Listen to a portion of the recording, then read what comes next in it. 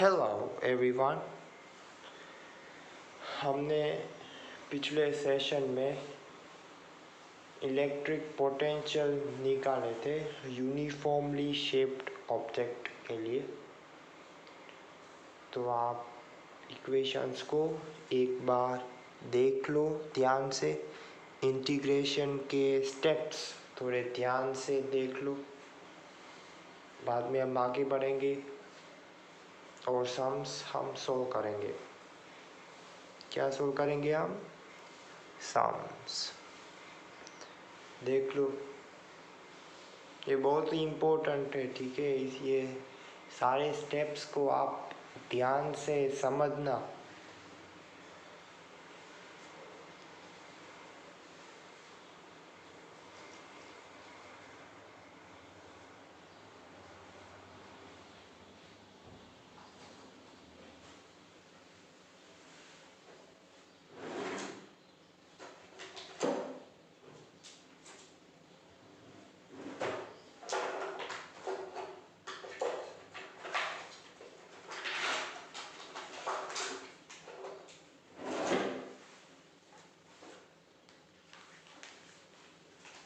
तो चलो,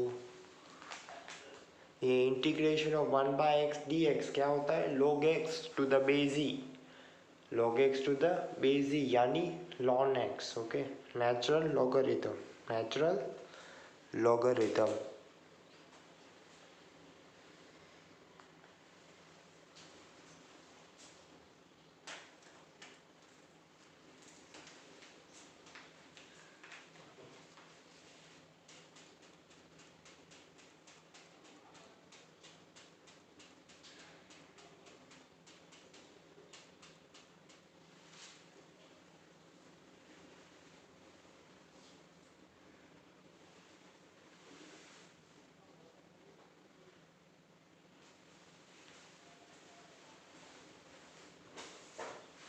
चलो तो आगे बढ़ते हैं।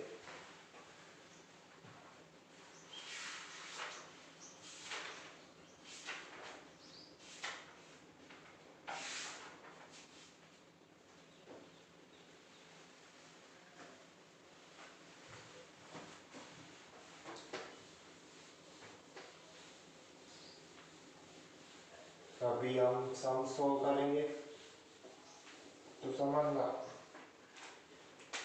हमको दिया है क्वेश्चन में कि ये सॉलिड स्फीयर है। क्या है ये? Solid sphere.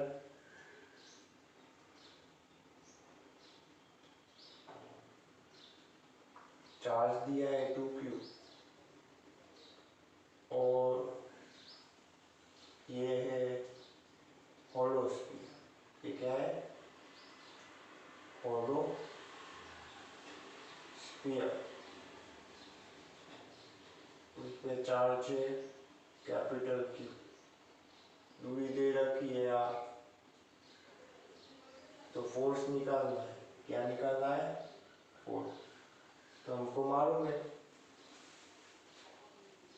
for a point P outside, for a point P outside, दोनों के लिए it behaves like a point charge. It behaves like a point charge. Point charge. तो फोर्स क्या होगा? कूलम्ब्स लॉ के हिसाब से 2kq बाय r स्क्वायर। ये हमारा फोर्स है। पोटेंशियल एनर्जी भी निकाल देते हैं। पोटेंशियल एनर्जी U क्या होगी? 2kq बाय, ये हमारी पोटेंशियल एनर्जी होगी।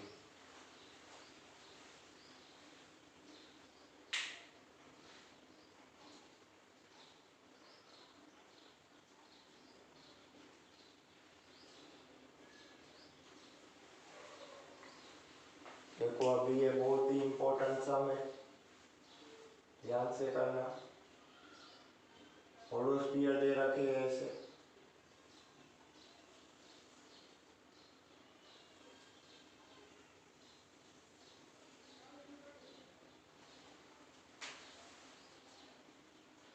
इसका चार्ज दे दो +q,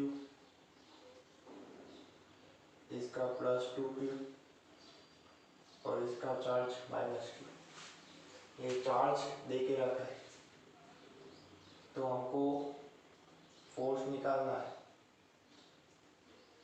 जब ये चार्ज q पहले इधर होगा, फिर इधर होगा, फिर इधर, बाद में इधर, इधर भी अंदर ले लो।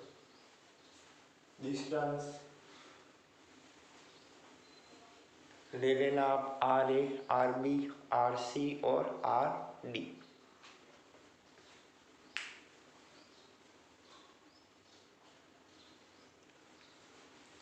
चलो ले लेते।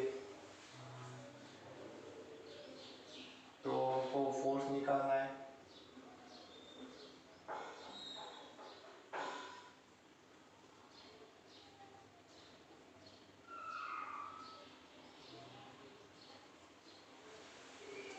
चारों पॉइंट पे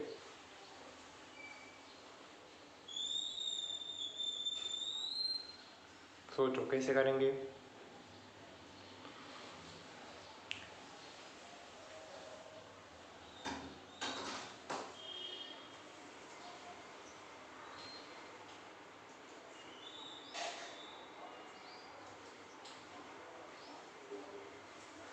देखो सबसे पहले ए है तो ए में नेट चार्ज क्या रहेगा वो निकालना पड़ेगा। ये होलो स्फीयर से, ये सब क्या है, होलो स्फीयर्स।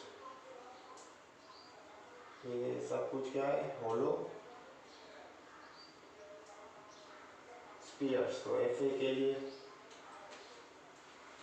एफ ए के लिए क्या होगा, के क्यू स्मॉल क्यू और नेट चार्ज क्या आएगा -q +2q +q by RA the whole square. मतलब फोर्स क्या आएगा 2kq by RA the whole square.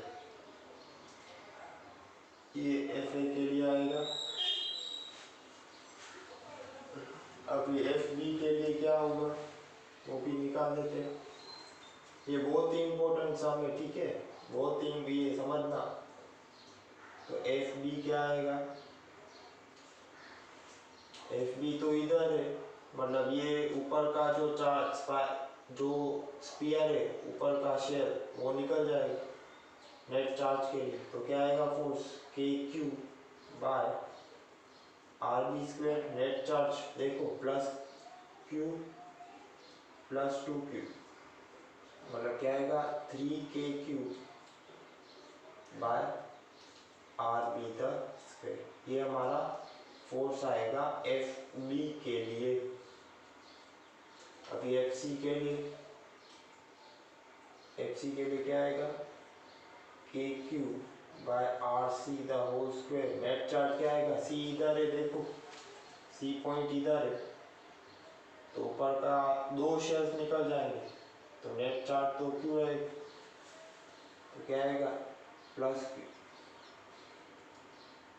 तो आएगा k q q by R C the whole square. ये एफ सी के लिए आएगा। समझना ये बहुत ही जरूरी है, आगे के सम में बहुत काम आए। एफ बी मतलब नेट चार्ज इधर कौन सा भी आप पॉइंट ले लो नेट चार्ज तो 0 रहेगा।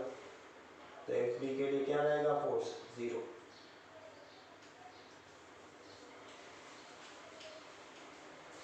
देखो ये बहुत ही इम्पोर्टेंट सम है।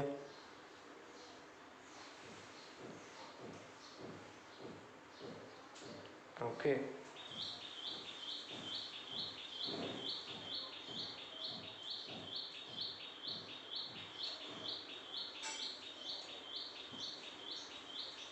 तो ये आएगा फोर्स एफ डी के लिए।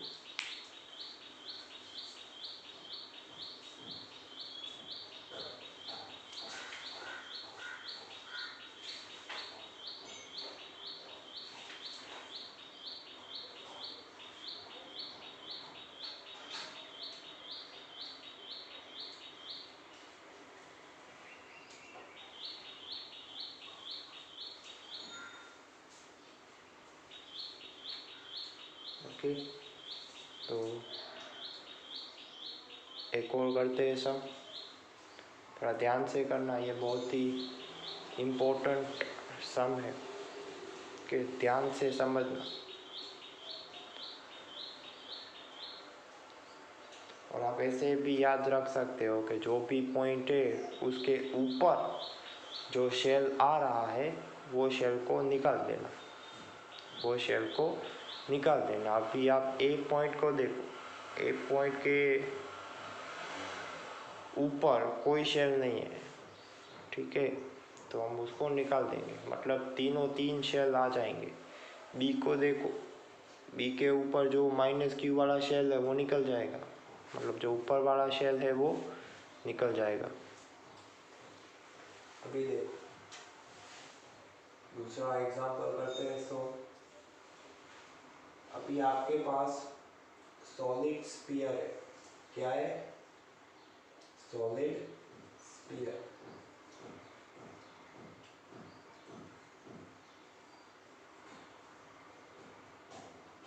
ले लो सॉलिड स्फीयर है,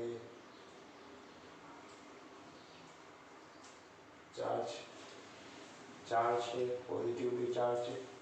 इसके अंदर एक कैविटी है, इसके अंदर क्या है, कैविटी।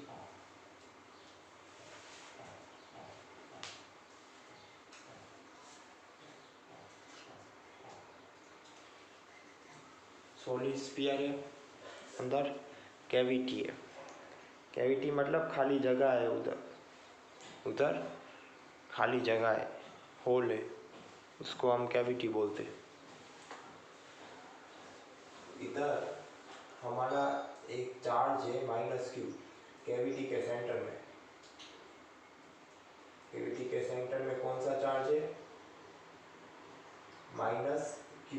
इधर पॉइंट P दिया हुआ है, ये पॉइंट P है, ठीक है, लिख लेना ध्यान से, इधर पॉइंट P है, और ये जो भी ये सेंटर है जहाँ पे चार्ज है वो पॉइंट है O डैश, वो पॉइंट क्या है, O डैश। ध्यान से सुनना, मेरे को लिखना, बाद में ऐसा मत बोलना कि दिख नहीं रहा।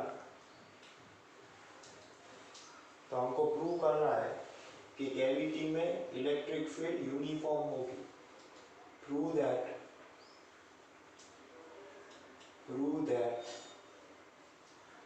electric field is uniform in cavity। ये हमको प्रूव करना है कि इलेक्ट्रिक फील्ड कैविटी के अंदर, यानी एक होल के अंदर, वो इलेक्ट्रिक फील्ड यूनिफॉर्म होगी। तो समझना ध्यान से। तो पहले तो मैं देखो, इधर ये पॉजिटिवली चार्ज है, मतलब इधर इलेक्ट्रिक फील्ड रहेगी एक OP, ठीक है। पहले मैं पॉइंट O ड्रॉ करता हूँ, और इधर पॉइंट P जो कैविटी के अंदर है, तो इलेक्ट्रिक फील्ड ऐसे होगी, इलेक्ट्रिक फील्ड ऐसे होगी, ठीक है, वो तो आपको मालूम है। तो इसको E1 बोल देता हूँ, इसको E1। और ये सॉलिड स्फीयर है, मतलब आपको हमने लास्ट सेशन में भी किया था, उसकी इलेक्ट्रिक फील्ड क्या होती है, ρ/3ε0, वो हमने सीख के रखा है। ρr/3ε0 वो इलेक्ट्रिक फील्ड होती है, हमने इंटीग्रेट भी किया था लास्ट सेशन में, वही है। तो हमको प्रूव करनी है कि electric field uniform, electric field is uniform, मतलब इलेक्ट्रिक की फील्ड की डायरेक्शन सेम होगी, और जो इलेक्ट्रिक फील्ड लाइंस के बीच में जो स्पेस होगी वो भी बराबर होगी, वो सब लाइंस पैरेलल होंगी। तो एकदम सिंपल से करेंगे। और ये -q के कारण इलेक्ट्रिक फील्ड, ये इधर पॉइंट ले लेते हैं हमारा O डैश, इधर इलेक्ट्रिक फील्ड इनटू अंदर जाएगी, अंदर क्यों जाएगी, क्योंकि देखो नेगेटिवली चार्ज है, इसलिए अंदर इलेक्ट्रिक फील्ड। तो नेट इलेक्ट्रिक फील्ड क्या होगी, इधर ये क्या होगी ई नेट, मतलब इलेक्ट्रिक फील्ड की डायरेक्शन अंदर कैविटी के अंदर कैसे होगी, ऐसे होगी, हो गया, ठीक है। ये net, because of this reason electric field would be uniform, एकदम सिंपल है। ये हमने लॉ ऑफ ट्रायंगल किया, वेक्टर में सीख रखा है, लॉ ऑफ ट्रायंगल के मुताबिक, लॉ ऑफ ट्रायंगल के मुताबिक हमने कंप्लीट किया, ई नेट निकाला, तो हमारी नेट इलेक्ट्रिक फील्ड आ गई, ठीक है, एकदम इजी है।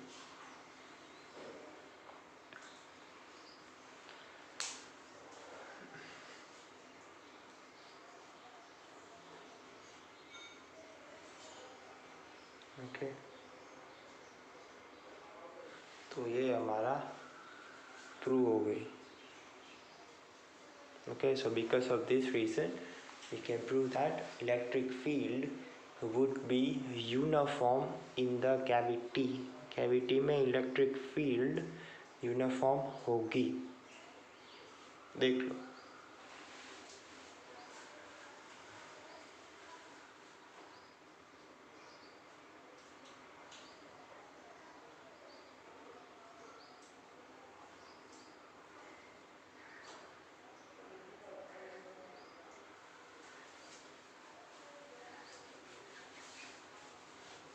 अगर आपको मैथमेटिक्स लिखनी है तो ऐसे होगी, ठीक है, मतलब electric field rho R by 3 epsilon naught, मतलब rho by 3 epsilon naught electric field का वेक्टर, और साथ में ओपी वेक्टर आएगा, इलेक्ट्रिक फील्ड ई टू, वो भी रो बाय 3 एप्सिलॉन नॉट ही आएगी, मतलब पीओ आएगा vector. Net electric field E net आएगी आपकी E1 प्लस E2, मतलब रो बाय 3 एप्सिलॉन नॉट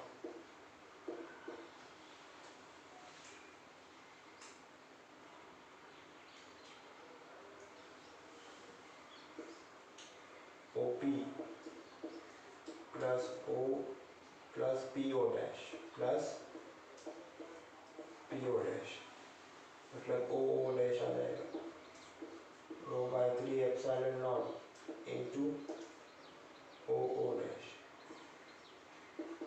तो इस हिसाब से हम कह सकते हैं कि अंदर की इलेक्ट्रिक फील्ड यूनिफॉर्म होगी। इलेक्ट्रिक फील्ड कैसी होगी, यूनिफॉर्म, देख लेना ध्यान से। अभी एक मज़ेदार सम करते हैं।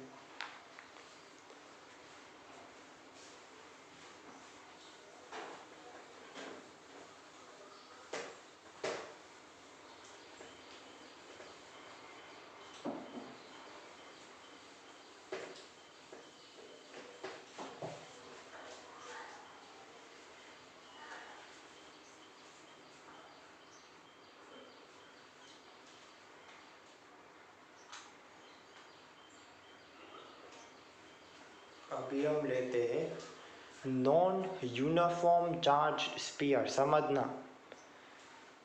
नॉन यूनिफॉर्म चार्ज स्फीयर ले लेते हैं, नॉन यूनिफॉर्म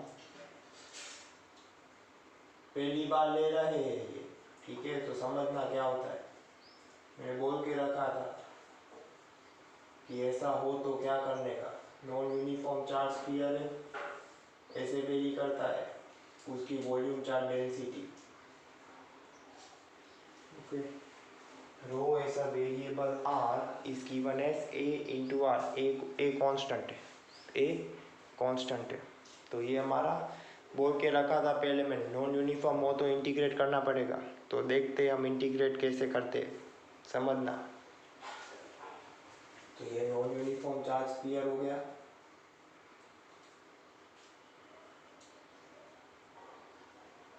ये सेंटर, हमको इलेक्ट्रिक फील्ड निकालनी है इनसाइड, और हमको इलेक्ट्रिक फील्ड निकालनी है आउटसाइड, सोचो कैसे करेंगे। इनसाइड इनसाइड यानी ड्रॉ कर देता हूँ इस बार, मतलब पॉइंट पी इधर है, ये सेंटर, ये पॉइंट पी आ गया, ये है आर, ये इधर की इलेक्ट्रिक फील्ड निकालनी है। मैं आपको हिंट देता हूँ कैसे करेंगे, गॉस लॉ के हिसाब से करेंगे, इसके हिसाब से करेंगे, गॉस लॉ, गॉस लॉ के हिसाब से हम करेंगे। क्या है Gauss law? Integration of E dot D S equals to Q enclosed by epsilon naught, इस हिसाब से हम करेंगे। तो ये हमारा गॉसियन सरफेस आ जाएगा, ये हमारा गॉसियन सरफेस आ जाएगा, ये गॉसियन सरफेस है, मतलब डी एस निकाल सकते हो आप आराम से। सोचो कैसे करेंगे, ये बहुत ही इम्पोर्टेंट सम है, इसको समझने का है।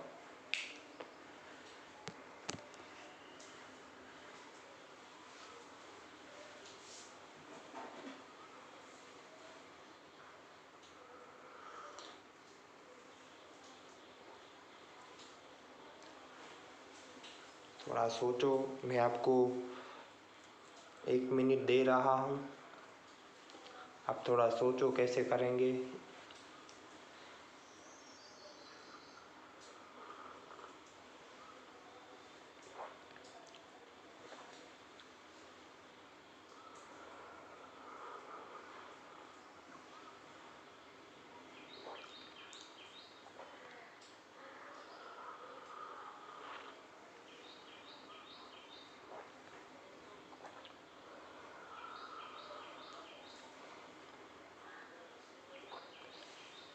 रो आर दे के रखा है, रो आर क्या है? Volume charge density. क्या है?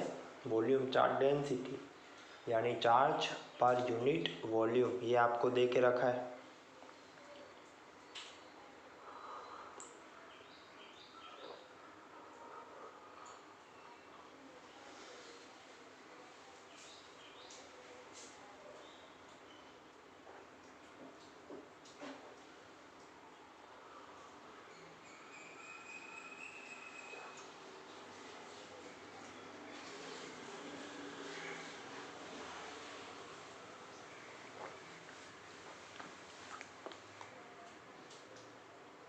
आया 1-2 स्टेप?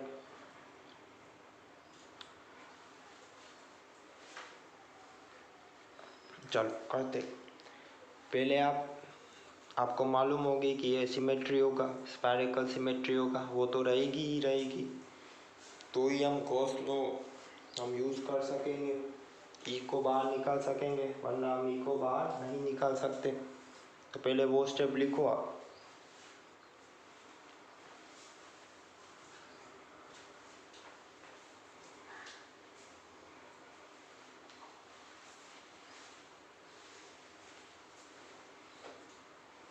चलो लिखते, मतलब इसको हम क्या लिखेंगे, ई बाहर निकल आएगा, ई और डी एस ऐसा होगा, ये इलेक्ट्रिक फील्ड होगी, ये डी एस होगा,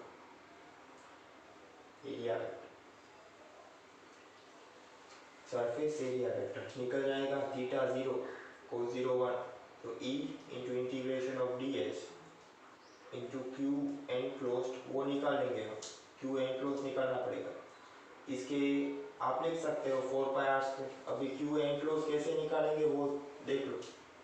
देखो रो दे के रखा है, मतलब चार्ज पर यूनिट वॉल्यूम, तो इसको मैं ऐसे लिखूंगा, therefore Q would be rho into V. मान लो डिस्टेंस एक्स पे, डिस्टेंस एक्स पे, बाद में इंटीग्रेट कर देंगे हम 0 टू स्मॉल आर, ठीक है। और ये dx ले लो, ये हम ले लेते हैं dx, तो रो x क्या आएगा, a इंटू एक्स, dx लेके रखा है तो dq मिलेगा, तो dq क्या आएगा, volume, volume a into dx। इसका वॉल्यूम क्या आएगा 4 पाई एक्स स्क्वायर ax 4 पाई एक्स स्क्वायर डॉट dx, मतलब इधर क्या आएगा 4 पाई a x cube dot dx। तो टोटल चार्ज क्या आएगा Q enclose integration of D Q बोल के रखा है, नॉन यूनिफॉर्म है इंटीग्रेट करना पड़ेगा। 4 pi integration of X cube dot dx, X cube 0 to r, तो इसका क्या आएगा 4 पाई a 4 हो जाएगा तो by 4 r to the power 4 minus 0, मतलब क्या आएगा हमारा net charge enclosed pi a r raise to 4, ये हमारा q इनक्लोज्ड आएगा। तो इधर देखते हैं e 4 पाई r स्क्वायर, देख सकते हो ये क्वेश्चन सरफेस है 4 pi r square q enclosed pi a r raise to 4 by epsilon naught, pi pi निकल जाएगा, r स्क्वायर कट हो जाएगा, इधर स्क्वायर आ जाएगा, तो हमारी इलेक्ट्रिक फील्ड होगी a r square by 4 epsilon not, ये हमारी इलेक्ट्रिक फील्ड आएगी इनसाइड, क्या आएगी a r square by 4 epsilon not, ये हमारी इलेक्ट्रिक फील्ड आएगी अंदर। तो अंदर की इलेक्ट्रिक फील्ड कैसे वेरी हो रही है, देखो electric field is directly proportional to square of radius, it is directly proportional to square of radius. ठीक है, बहुत ही इंपॉर्टेंट है, ये स्टेप्स को समझने का है हमको।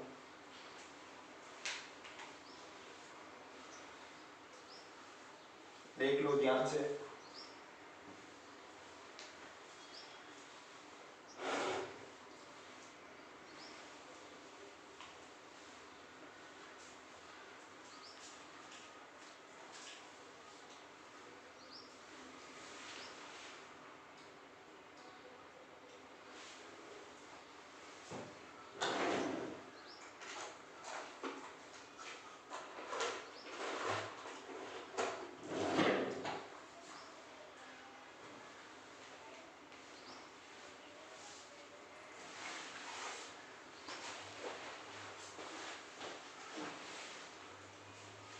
स्टेप्स को समझ लो।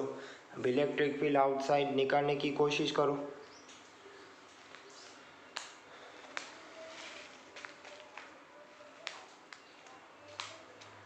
इलेक्ट्रिक फील्ड आउटसाइड कैसे निकालेंगे, वही लॉ हम यूज़ करेंगे, वही लॉ हम यूज़ करेंगे।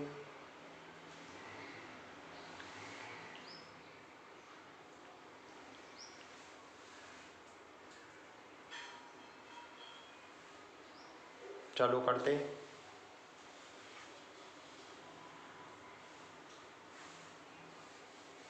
देखो आपने इलेक्ट्रिक फील्ड अंदर की निकाल ली तो बाहर की तो आराम से निकाल सकते हो आप, वही फॉर्मूला यूज करेंगे हम। यही लिख डालता हूँ फिर से, तो E into integration of D S क्या होगा Q enclosed by epsilon not, point P बाहर है मतलब इधर आउटसाइड है, इधर ये कर लो, ये क्वेश्चन सरफेस आ जाएगा, डिस्टेंस वैल्यू r, तो क्या आएगा E dot 4 pi r square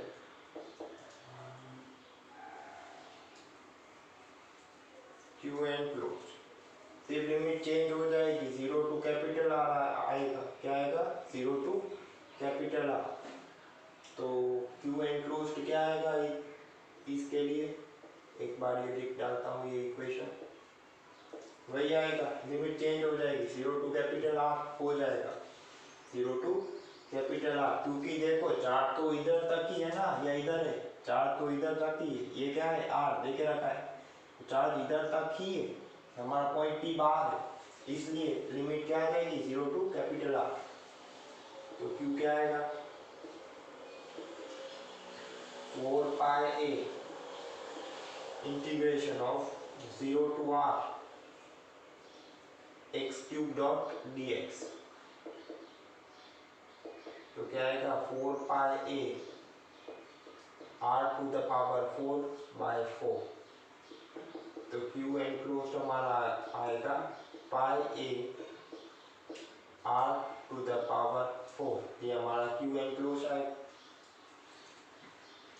electric field क्या आएगी ई, इसके हम लिखेंगे 4 पाई आर स्क्वायर, क्योंकि ये गॉसियन सरफेस का है, Q pi A R raise to 4 by epsilon naught. Electric field आएगी A R to the power 4 by 4 epsilon naught R square, ये हमारी बाहर की इलेक्ट्रिक फील्ड आएगी। मतलब electric field is directly proportional to 1 by R square. ठीक है, मतलब अंदर की इलेक्ट्रिक फील्ड का ग्राफ पैराबोलिक होगा। ग्राफ कैसा होगा, पैराबोलिक होगा, क्योंकि E is directly proportional to are square, यानी x is directly proportional to y square, मतलब y square equals to constant के एक्स, मतलब वो पैराबोलिक ग्राफ होगा। ग्राफ कैसा होगा, पैराबोलिक होगा। तो एक बार ग्राफ भी प्लॉट कर देता हूँ मैं, तो ये हमारा ग्राफ होगा इलेक्ट्रिक फील्ड डिस्टेंस आर के लिए, ये पैराबोलिक ग्राफ होगा। ओके, तो ये वाई लिया है तो एक्स स्क्वायर, मतलब ऐसा होगा सरफेस पे बात में ऐसा करते, ये बहुत ही इम्पोर्टेंट है।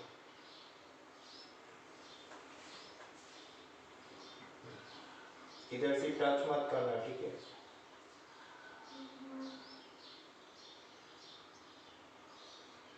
ये हमारा ग्राफ रहेगा। ओके, पहला जोन है इनसाइड, बाद में डॉटेड लाइन है वो ऑन द स्फीयर, और बाकी की है वो आउटसाइड। ये सम को समझने का है, बहुत ही इम्पोर्टेंट सम है, बहुत ही इम्पोर्टेंट है, इसको बहुत ध्यान से समझने का है, और आप इसको सॉल्व करना अपनी रफ कॉपी में।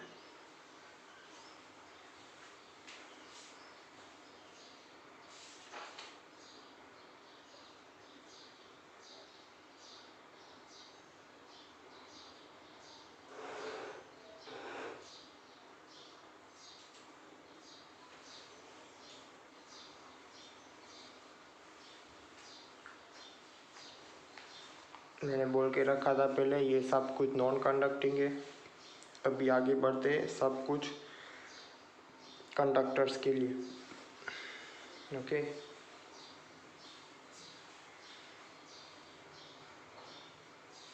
अब हम कंडक्टिंग सरफेस लेंगे।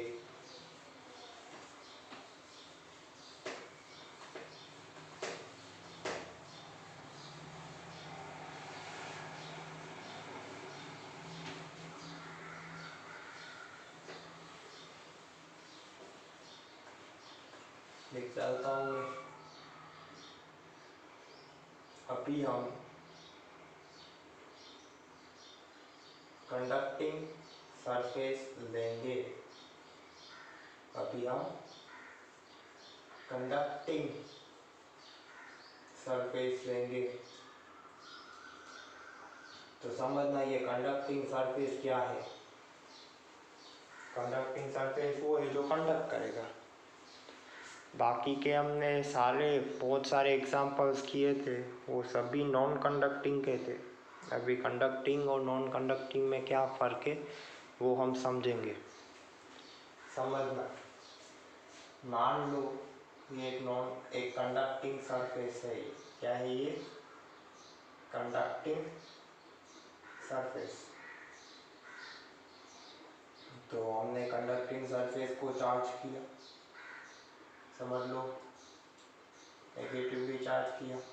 देखो आप ऐसा कंडक्टिंग सरफेस में होगा तो थोड़े ही देर में ये कंडक्टिंग सरफेस में ये चार्जेस से वो रिपल्शन होंगे। चार्ज के क्या होंगे? रिपल्शन होंगे। और चार्ज तो ऐसे चले जाएंगे क्योंकि ये कंडक्टिंग है। कंडक्टिंग है यानी ये इलेक्ट्रॉन के पास ब्रिज होगा, उसके पास पाथ होगा भागने के लिए, क्योंकि ये रिपल्शन फोर्स है, ये भी रिपल करेगा, ये और ये रिपल करेंगे। इसका मतलब क्या? सारे के सारे चार्जेस स्प्रेड हो जाएंगे, सारे के सारे चार्जेस स्प्रेड हो जाएंगे और आराम से बैठ जाएंगे। चार्जेस देयर वुड बी, लिख लो ये बहुत इंपॉर्टेंट है, there would be redistribution, there would be redistribution of charges, there would be redistribution of charges, charges का डिस्ट्रीब्यूशन होगा। मतलब वो रिपल्शन फोर्स के कारण वो कंडक्टिंग सरफेस के अलोंग वो स्प्रेड हो जाएंगे। तो क्या हो जाएंगे? स्प्रेड हो जाएंगे। ये एक बात है। और दूसरी बात, मान लो ये कंडक्टिंग सरफेस, लिखना कंडक्टिंग सरफेस, मान लो थोड़े बहुत चार्जेस इधर है उसके बीच में। देखो ये सारे चार्जेस बीच में होंगे तो ये चार्जेस अपने आप सरफेस पे आ जाएंगे। क्या किधर आ जाएंगे? सरफेस पे आ जाएंगे। मतलब ये चार्जेस सरफेस पे आ जाएंगे, लेकिन कंडीशन है, ठीक है, ये इलेक्ट्रोस्टैटिक कंडीशन में। ये कंडीशन कौन सी है? लिखना बड़े हैंडराइटिंग से। ये इलेक्ट्रोस्टैटिक कंडीशन की मैं बात कर रहा हूँ, इलेक्ट्रोस्टैटिक कंडीशन। तो इलेक्ट्रोस्टैटिक की कंडीशन में सारे के सारे चार्जेस जो बीच में तो वो सारे के सारे चार्जेस सरफेस पे आ जाएंगे। all the charges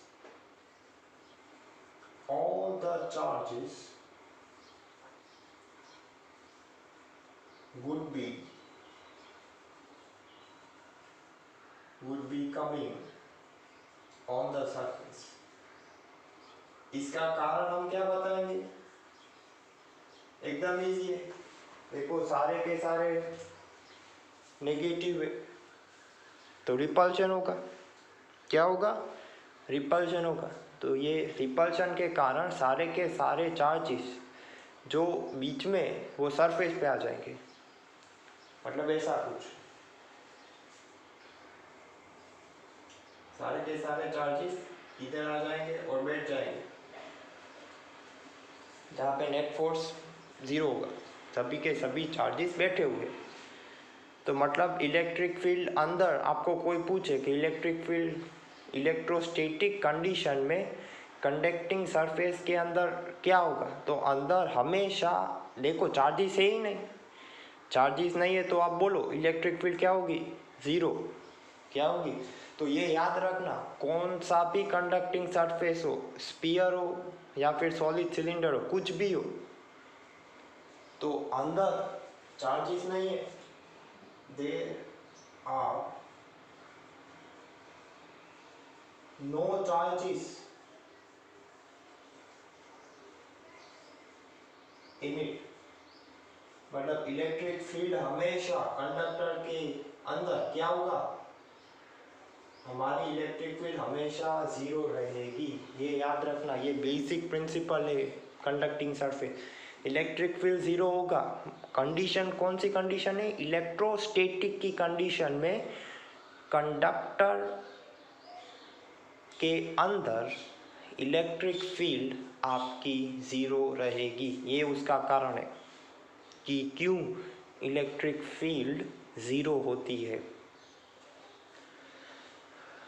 All charges would be coming on surface, there are no charges in it।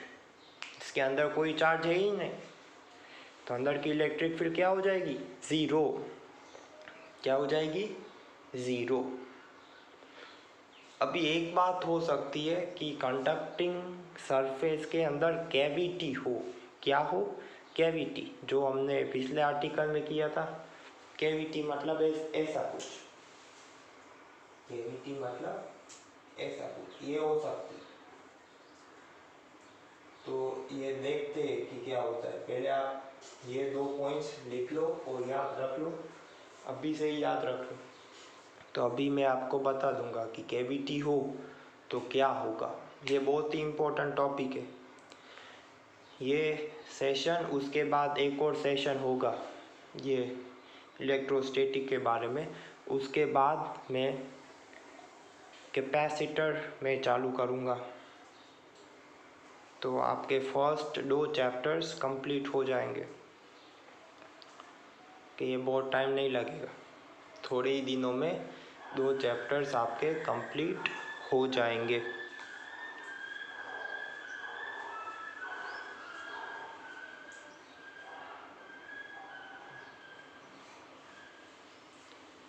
Basic principles है कंडक्टिंग सरफेस के लिए।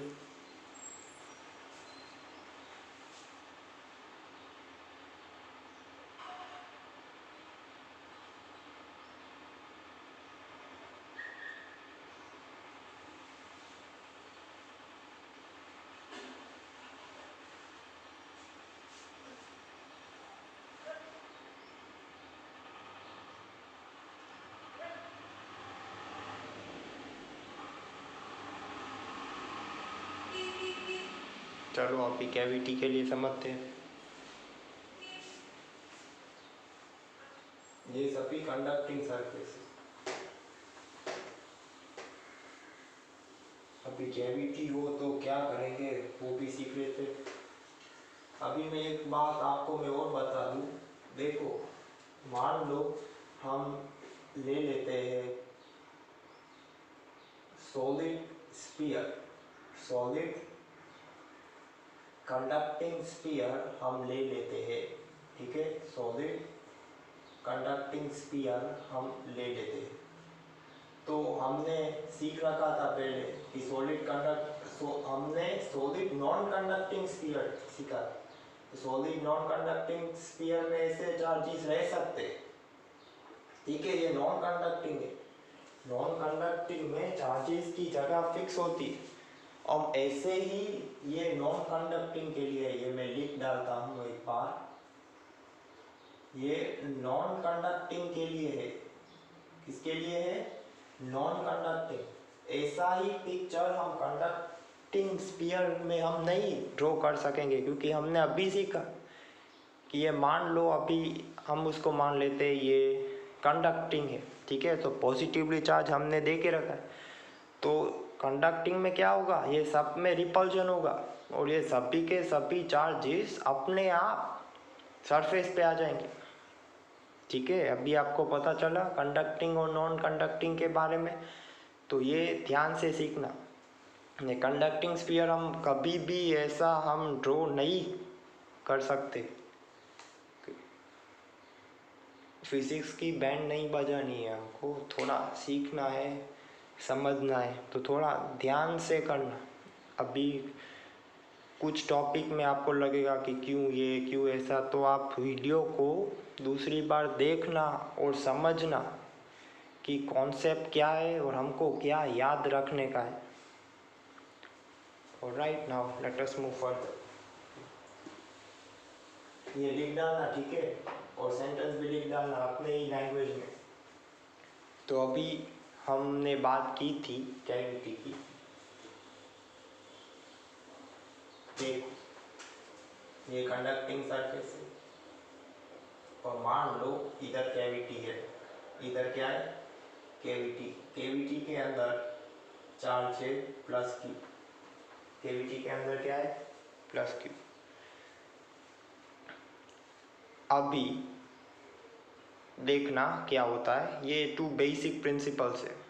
ये क्या है? 2 बेसिक प्रिंसिपल। देखो इधर प्लस क्यू आएगा, हमको वो चीज भी मालूम है, law of conservation of charge. Law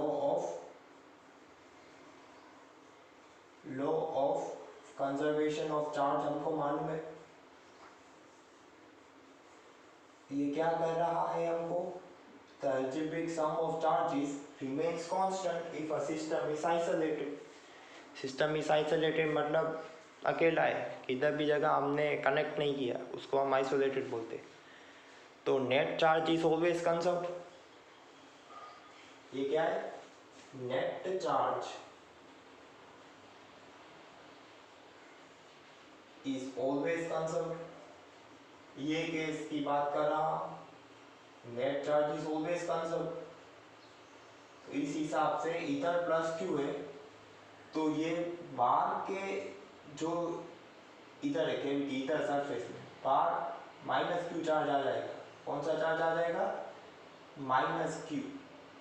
इधर भी मैं ड्रॉ कर सकता हूँ। बाहर कौन सा चार्ज आ जाएगा? Minus Q. Minus Q Q plus Q minus Q, zero.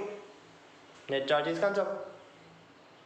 तो ये जो बाहर की सरफेस है उधर कौन सा चार्ज आएगा? Positive charge. कौन सा चार्ज आ जाएगा? Positive charge.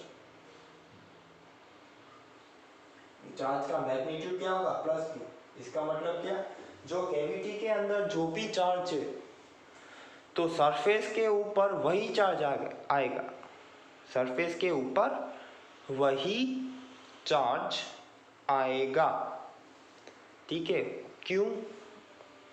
Why? Because we already know this concept is based on law of conservation of charge. Law of conservation of charge क्या कह रहा है हमको? Net charge is always constant, net charge is always conserve. तो इस हिसाब से इधर प्लस क्यू होगा तो इधर माइनस क्यू आ जाएगा, और बाहर के जो सरफेस है इधर प्लस क्यू चार्ज आ जाएगा। ये हमको याद रखने का है, ये हमको याद रखने का है। पर देखो कैविटी के अंदर प्लस क्यू चार्ज है, मतलब कैविटी के अंदर इलेक्ट्रिक फील्ड होगी। कैविटी के अंदर इलेक्ट्रिक फील्ड होगी। अभी मान लो कैविटी थ्रो करता हूँ, और मान लो इधर चार्ज है प्लस क्यू, इधर चार्ज है प्लस क्यू।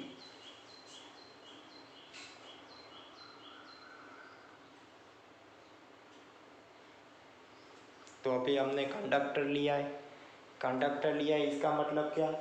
ये अट्रैक्शन होगा, पॉजिटिव नेगेटिव, मतलब नेगेटिव चार्ज ये सारे इधर आ जाएंगे और पॉजिटिव चार्ज इधर आ जाएंगे, आराम से बैठे होंगे, नेट फोर्स जीरो होगा, अट्रैक्शन रिपल्शन सब हो गया। ये इसको अट्रैक्ट करेंगे, ये उसको अट्रैक्ट करेंगे, लेकिन इसके लिए इलेक्ट्रिक फील्ड देखो इधर होगी, पॉजिटिव चार्ज के लिए इधर होगी इलेक्ट्रिक फील्ड, नेगेटिव चार्ज के लिए भी इलेक्ट्रिक फील्ड इधर होगी, नेगेटिव चार्ज के लिए।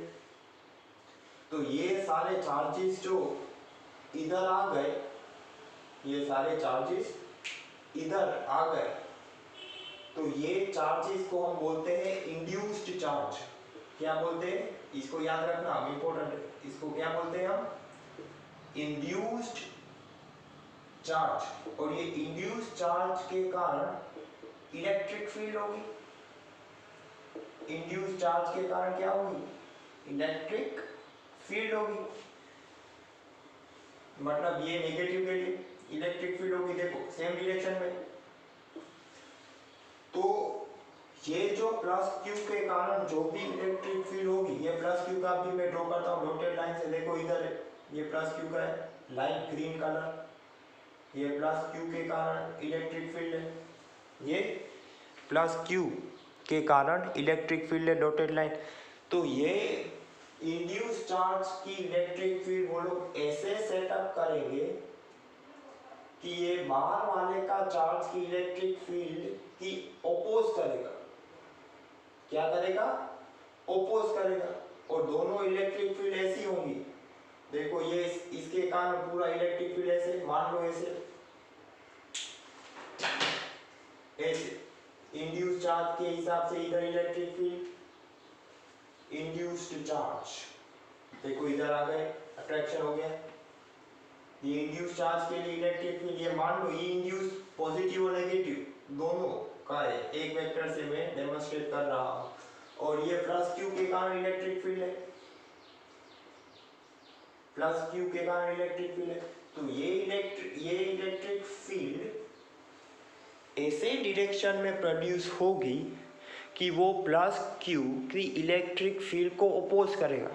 ओपोज करेगा मतलब ये दोनों, ये हिसाब से इलेक्ट्रिक फील्ड क्या होनी चाहिए, total electric field zero. Total electric field क्या होनी चाहिए, जीरो। इसको हम बोलते हैं इलेक्ट्रोस्टैटिक शील्डिंग। क्या बोलते हैं, इलेक्ट्रोस्टैटिक शील्डिंग। इलेक्ट्रोस्टैटिक शील्डिंग बोलते हैं, मतलब कैविटी के अंदर इलेक्ट्रिक फील्ड जीरो रहेगी। कैविटी के अंदर इलेक्ट्रिक फील्ड क्या रहेगी, जीरो रहेगी। ये समझने का है, ठीक है। कैविटी के कारण इलेक्ट्रिक फील्ड क्या रहेगी, जीरो। देखो इसके कारण ही जब भी बारिश होती है, तो हम, ये बारिश का ही मौसम है तो आपको पता चलेगा कि जब बिजली कड़कती है, तो जब आप अपनी कार में बैठे होंगे तो आपको वो बिजली का असर नहीं होगा। You would not be affected by any lightning that is happening outside। मतलब आपको झटका नहीं लगेगा। आपको झटका क्यों नहीं लगेगा, क्योंकि जब आप अपने कार में आप बैठे हो तो वो पार्डन वो क्या है, वो कैविटी जैसा है। वो कैसा है, कैविटी जैसा है। और उसके कारण आपको कोई भी झटका नहीं लगेगा। It is because of this concept, because the car that you are sitting in, it behaves like a cavity। it behaves like a cavity। देखो लाइटनिंग सब कुछ कैंसिल हो जाएगा। तो कार के ऊपर ऐसे चार्जेस बनेंगे, ऐसे इंड्यूस चार्जेस आ जाएंगे कि जो चार्जेस बाहर के उसके इलेक्ट्रिक फील्ड को ओपोज करेगा, इलेक्ट्रिक फील्ड को ओपोज करेगा। और इस हिसाब से टोटल इलेक्ट्रिक फील्ड हो जाएगी ज़ीरो। और इस कंडीशन को हम बोलते हैं इलेक्ट्रोस्टैटिक शील्डिंग। ये बहुत ही इम्पोर्टेंट है, इलेक्ट्रोस्टैटिक शील्डिंग, ठीक है।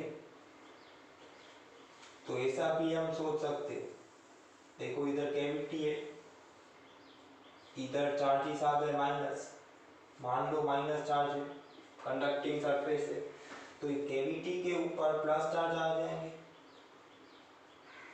मान लो ये माइनस क्यू है, तो इधर प्लस क्यू आएगा। प्लस क्यू क्यों आएगा, it is because of law of conservation of energy. Net charge is always conserve. ऊपर माइनस क्यू है तो नीचे क्या आ जाएगा, प्लस क्यू आ जाएगा। क्या आ जाएगा, प्लस क्यू आ जाएगा। तो इस हिसाब से इलेक्ट्रिक फील्ड ये कैविटी के अंदर क्या होगी, जीरो। क्या होगी, जीरो। इसको हम बोलते हैं इलेक्ट्रोस्टैटिक शील्डिंग। ये हमको ध्यान से याद रखने का है। इलेक्ट्रोस्टैटिक शील्डिंग, कैविटी के अंदर आपकी इलेक्ट्रिक फील्ड ज़ीरो हो जाएगी। और इसके कारण ही आप जब बारिश के मौसम में आप अपनी कार में बैठे होंगे तो आपको बिजली का कोई भी असर नहीं होगा। ये याद रखने का है, ये बहुत ही इम्पोर्टेंट कॉन्सेप्ट है। इस कॉन्सेप्ट को हम बोलते हैं इलेक्ट्रोस्टैटिक शील्डिंग। अभी भी आपको कुछ डाउट हो या समझ में नहीं आ रहा हो तो आप वीडियो फिर से देखना, ये कॉन्सेप्ट को दूसरी बार देखना कि इसमें है क्या। ओके, तो आप एक बार देख लो। इस कंडीशन को हम क्या बोलते हैं? Electrostatic shielding.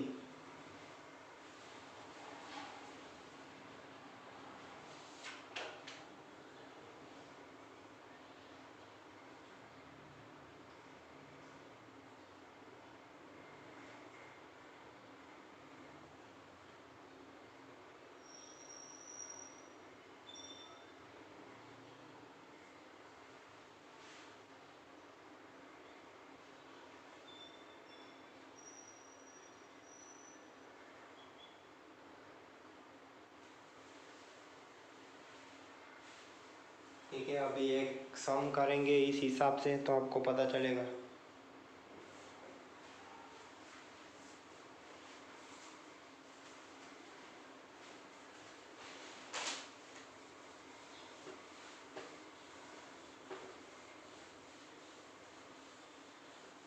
देखो, हमको दे रखा है कंडक्टिंग स्फीयर, चार्जेस है इधर, इधर माइनस चार्ज है। हमको इलेक्ट्रिक फील्ड निकालनी है, ई एट सेंटर निकाल। तो इसके कारण इलेक्ट्रिक फील्ड क्या होगी? बाहर, ये इसको 1 बोल देता हूँ, इसको 2 बोल देता हूँ। ये बाहर निकलेगी, ये बाहर निकलेगी और E2, E1 इधर होगा, E2 भी इधर होगा।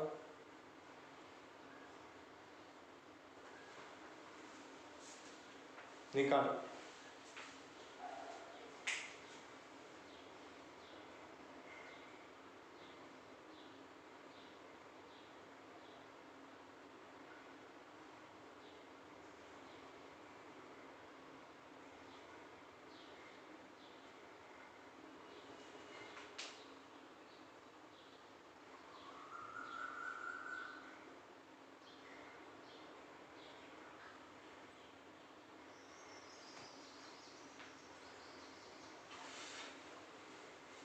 अभी हमने सीख के रखा electrostatic shielding.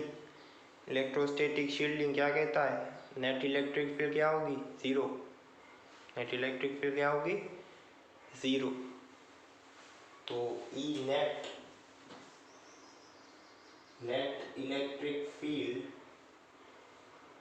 Zero. Why? Because of electrostatic shielding, because of electrostatic shielding. अभी दूसरा सब क्वेश्चन में ये पॉजिटिव चार्ज इधर दे के रखा है, प्लस क्यू चार्ज दे के रखा है। हमको निकालनी है electric field due to induced charge. Electric field due to induced charges. Induced charge के कारण इलेक्ट्रिक फील्ड क्या होगी वो निकालनी है। इंड्यूस्ड चार्ज के कारण इलेक्ट्रिक फील्ड क्या होगी निकालनी है। देखो, इस सब क्वेश्चन में हम इस वेक्टर्स का हम उपयोग करेंगे। देखो, ड्यू टू इंड्यूस्ड चार्ज के लिए पूछा है। मान लो डिस्टेंस है आर, मान लो डिस्टेंस है आर, तो इसके कारण इलेक्ट्रिक फील्ड क्या होगी इंड्यूस्ड चार्ज के कारण? के क्यू बाय आर स्क्वायर क्या होगी? के क्यू बाय आर स्क्वायर। तो असल में है क्या? ये सभी के कारण हमारी नेट इलेक्ट्रिक फील्ड हम की बात करें तो नेट इलेक्ट्रिक फील्ड इस डायरेक्शन में होगी, ई। के क्यू बाय आर स्क्वायर, और इसकी ओपोज ये करेगा, इसको हम इंड्यूस्ड चार्ज बोलते हैं। क्या बोलते हैं? Induced charge. जो चार्ज आ गए, जो चार्ज आ गए, और इसके कारण इलेक्ट्रिक फील्ड ऑपोजिट डायरेक्शन में होगी, के क्यू बाय आर स्क्वायर। तो ये दोनों वेक्टर्स हम कैंसिल हो जाएंगे, ये दोनों वेक्टर्स कैंसिल हो जाएंगे, इसलिए नेट इलेक्ट्रिक फील्ड जीरो है। देखो लिखा है सबसे पहले नेट इलेक्ट्रिक फील्ड जीरो, क्यों? Because of electrostatic shielding, because of electrostatic shielding. तो इस हिसाब से हम कह सकते हैं कि अंदर की नेट इलेक्ट्रिक फील्ड होंगी zero, it is because of electrostatic condition. और इंड्यूस चार्जेस मतलब ये है हमारा इंड्यूस चार्जेस, तो इसके कारण इलेक्ट्रिक फील्ड क्या होगी? के क्यू बाय आर स्क्वायर, के क्यू बाय आर स्क्वायर। ये दोनों वेक्टर इक्वल इन मैग्नीट्यूड है but opposite in direction, direction इसका ऑपोजिट है, इसके कारण ही ये इलेक्ट्रिक फील्ड वेक्टर्स कैंसल हो जाएंगे। इस हिसाब से हम कह सकते हैं कि नेट इलेक्ट्रिक फील्ड ज़ीरो है। So that's all for today's session. Work hard and try solving the problems of exercise. Do it in homework and post it on WhatsApp application. Thank you.